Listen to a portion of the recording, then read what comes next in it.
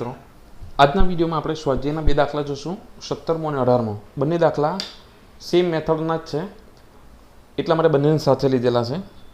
17મો જોઈએ. પૃથ્વીની સપાટી પરથી 5 કિલોમીટર સેકન્ડની ઝડપે ઉધ્વ દિશામાં એક રોકેટ છોડવામાં આવશે તો પ્રારંભિક વેગ કેટલો છે? 5 કિલોમીટર પ્રતિ સેકન્ડ. પૃથ્વી પર પાછા આવતા અગાઉ રોકેટે કેટલો દૂર જશે? તો રોકેટે કાપેલું અંતર શોધવાનું છે, એટલે પૃથ્વીની સપાટીથી એની ઊંચાઈ શોધવાની છે. હવે આ એનો પ્રારંભિક વેગ. જ્યારે મહત્તમ ઊંચાઈ પર પહોંચે ત્યારે એનો અંતિમ વેગ કેવો થશે? 0 થશે. પછી એ રિટર્ન આવશે. પૃથ્વીનું દળ આપેલું છે ME 6 × 10⁻²4 kg. પૃથ્વીની સરેરાશ ત્રિજ્યા RE 6.4 10⁻6 મીટર. G 6.67 10⁻11 SI. હવે રોકેટ માટે વાત કરીએ તો ઉર્જા સંરક્ષણના નિયમ પ્રમાણે શું થાય? પ્રારંભિક કુલ ઉર્જા બરાબર અંતિમ કુલ ઉર્જા. પ્રારંભિક એટલે પૃથ્વીની સપાટી પર હોય ત્યારે એની કુલ ઉર્જા બરાબર મહત્તમ ઊંચાઈ પર એની કુલ ઉર્જા, અને કુલ ઉર્જા એટલે ગતિ ઉર્જા વત્તા સ્થિતિ ઉર્જા. ઉર્જા સંરક્ષણના નિયમ મુજબ પ્રારંભિક કુલ ઉર્જા એટલે પૃથ્વીની સપાટી પર કુલ ઉર્જા. પૃથ્વીની સપાટી પર કુલ ઉર્જા ઇઝ ઇક્વલ ટુ અંતિમ કુલ ઉર્જા એટલે મહત્તમ ઊંચાઈ પર કુલ ઉર્જા. મહત્તમ ઊંચાઈ પર કુલ ઉર્જા.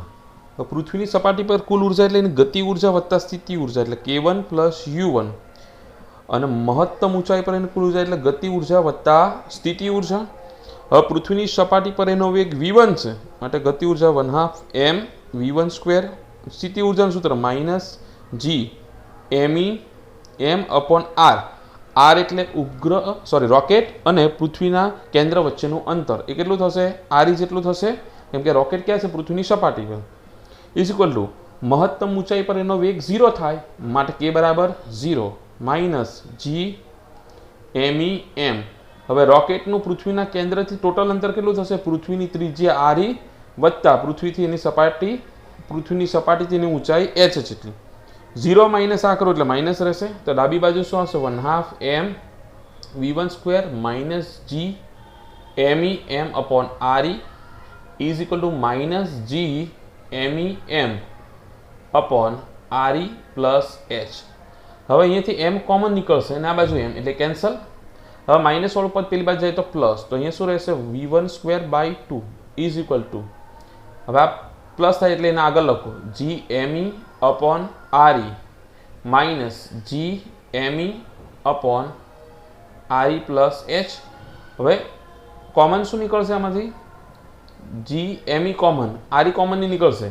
અહીંયા શું આવશે? 1/re - 1/re + h. હવે આનું સાદું રૂપ આપો તો અહીંયા ડાબી બાજુ તો v1²/2 છે, આગળ g me, અહીંયા ગુણાય 1 સાથે એટલે શું આવશે? re + h વચ્ચે માઇનસ, આ 1 સાથે ગુણાય એટલે re, અને છેદમાં આ બંનેનો ગુણાકાર કરવાનો, તો re + h. આ re કેન્સલ, તો અહીંયા શું બાકી રહેશે? v1²/2 is equal two g me, આ re ને બહાર લખો, અને અહીંયા h/re + h. હવે h આપણે શોધવાના છે. હવે અંશનો છેદ છેદમાં જાય તે જ રીતે છેદનો છેદ ક્યાં આવે? અંશમાં. તો અંશ ક્યાં આવશે? છેદના છેદમાં. એટલે આ h ને તમે આ બંનેના છેદમાં લખી શકો. હવે h ને અહીંયા બંનેના છેદમાં લખો તો શું થાય? re + h, અને h અહીંયા કેન્સલ એટલે 1 આવશે. અને બીજું સ્મોલ g બરાબર શું આવે? g me /re² થાય, તો re² ઉપર જાય તો g × re² is equal two g × me લખી શકો. તો g me એની જગ્યાએ શું લખું? g re² ઉપર, તો v1²/2 is equal two g re², ને છેદમાં re તો છે જ. હવે આ h અહીંયા છેદમાં જાય તો અહીંયા શું આવશે? 1/re + h, અને h ના છેદમાં h એટલે શું આવશે? અહીંયા 1. હવે આ એકવાર re ઉડી ગયા. હવે આપણે h શોધવાનું એટલે આખું પદ અહીંયા ઉપર લઈ લઉં, તો re/h + 1 બરાબર અહીંયા શું બાકી રહી ગયું? જી આરી, આ બે સામેની બાજુ ઉપર અને v1 સ્ક્વેર ક્યાં હશે? છેદમાં. તો આરી બાય h પ્લસ 1 એની કિંમત આવી 2g આરી અપોન v1 સ્ક્વેર. હવે કિંમત મૂકી આપણે.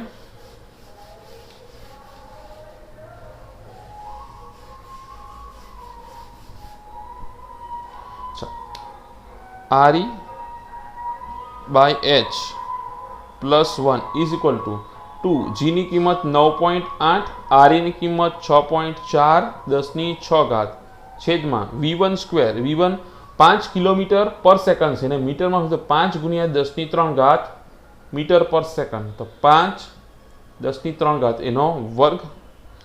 તો અહીંયા કેટલા આવશે? 2 ગુણ્યા 9.8 ગુણ્યા 6.4 એના ભાગ્યા 5 × 5 = 25 આવશે 5.0176 ગુણ્યા 10⁻³ અને આ 6 એ કેન્સલ. હવે આ આરી બાય h પ્લસ 1 ની કિંમત આવે. 1 પેલી બાજુ જાય તો માઇનસ, તો શું આવશે? આરી બાય h બરાબર 5.0176 માઇનસ 1 ઇઝ ઇક્વલ ટુ 4.0176 આટલું આવશે. તો R by h is equal to 4.0176. તો h ઉપર જાય આ નીચે, તો h બરાબર શું થશે? આરી ભાગ્યા 4.0176. આરીની કિંમત 6.4 10⁶ એના ભાગ્યા 4.0176.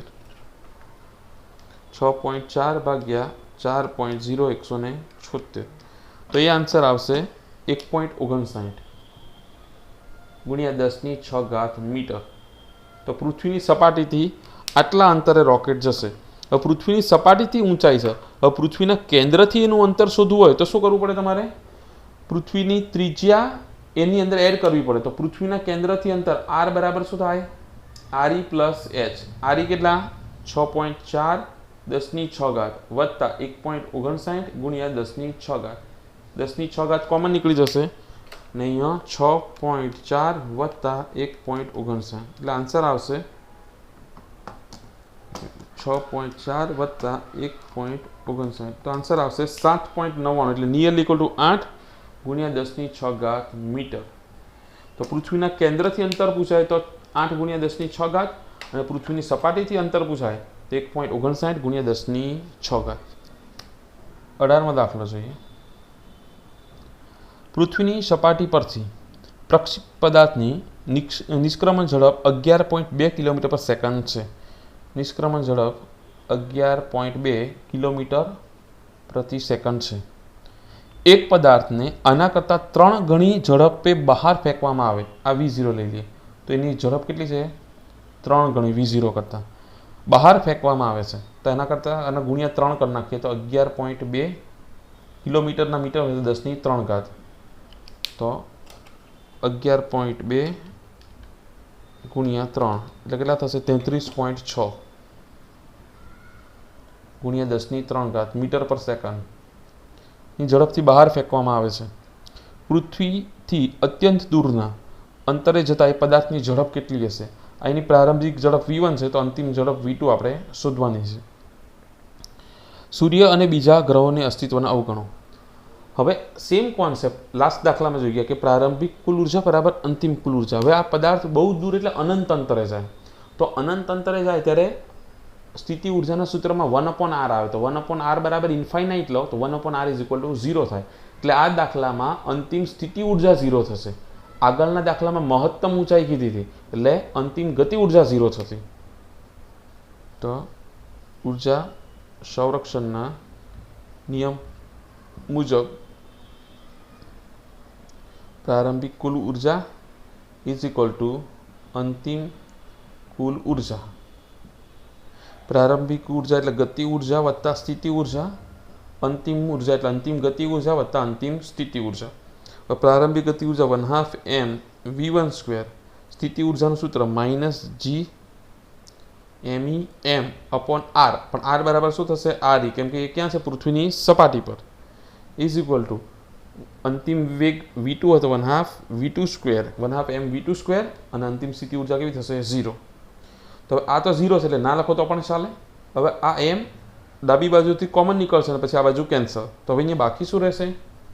v1² / 2 minus G me upon re is equal to v2² / 2. આપણે શું શોધવાનું છે? v2 જ શોધવાના છે, તો આ બાજુ લખો v2² / 2 ઇઝ ઇક્વલ ટુ કિંમત મૂકો v1 નો વર્ગ ભાગ્યા 2, તો v1 કેટલા છે? 33.6 10³ એનો વર્ગ ભાગ્યા 2 માઇનસ હવે g ની કિંમત કેટલી? 6.67 ગુણ્યા 10⁻11 6.67 10⁻11 પૃથ્વીનું દળ 6 ગુણ્યા 10⁻24 પછી પૃથ્વીની ત્રિજ્યા 6.4 ગુણ્યા 10�6 મીટર. ચાલો કિંમત મૂકીએ, સાદુરૂપ આપીએ 33.6 ગુણ્યા 33.6 એના ભાગ્યા 2, તો આન્સર આવશે 564.48 ગુણ્યા 10⁻³ ઓછા 6.67 ગુણ્યા 6 ભાગ્યા 6.4, તો આવશે 6.253 6.253 અને પાછળ 1 છે. હવે 6 ઘાત ઉપર જાય તો -6 -6 અને 11 એટલે -17 અને +24 એટલે કેટલી થશે? 10⁷. હવે એને 6 ઘાત કરવી હોય તો એક પોઈન્ટ આ બાજુ ખસાડવો પડે, તો જ કોમન નીકળશે, એટલે 564.48 10⁶ ઓછા 62.531 ગુણ્યા 10⁶ 10⁶ કોમન, તો શું થશે? 564.48 માઇનસ 62.531, તે આન્સર આવશે 501.949. v2² / 2 ની કિંમત આવી, 2 સામેની બાજુ જાય તો ઉપર ગુણાશે, તો v2² ઇઝ ઇક્વલ ટુ શું આવશે? એના ગુણ્યા 2 એટલે 1003.898 ગુણ્યા 10⁶. વર્ગ સામેની બાજુ જાય તો વર્ગમૂળ, તો એનું વર્ગમૂળ લઈએ તો આવશે 31.68 ગુણ્યા 6 નું વર્ગમૂળ 3 આટલા મીટર પર સેકન્ડ. હવે મીટરને એને કિલોમીટરમાં પણ કહી શકો, એટલે 31.68 કિલોમીટર પ્રતિ સેકન્ડ. તો જ્યારે પદાર્થ ખૂબ જ દૂર એટલે કે અનંત અંતરે હોય ત્યારે એની ઝડપ કેટલી હશે? 31.68. પ્રારંભિક ઝડપ કેટલી હતી? 33.6 ગુણ્યા 10⁻³ ના 31, એટલે 33 માંથી કેટલી થઈ ગઈ? 31 જેટલી થશે. તો 2 દાખલા જોઈએ આપણે, સ્વાધ્યાયનો 17મો અને 18મો.